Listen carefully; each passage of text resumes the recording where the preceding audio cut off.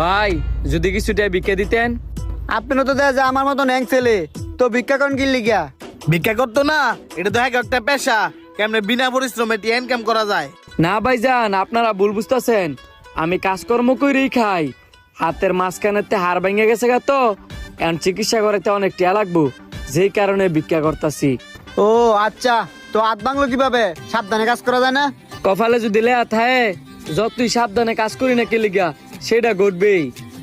এই ধরেন যান। আচ্ছা, বাহ, কত সহজে মোবাইলটা মাইরা দিলাম, লোকটা বুঝতে পারলো না। বলো, একটু পরে টের পাবি। হে ভাই, এন পাশের লোকটা আবার কি লিগা? এই লোকটা কি কোনো ভাই বুঝা লাইলো আমি এতে মোবাইল নিছি?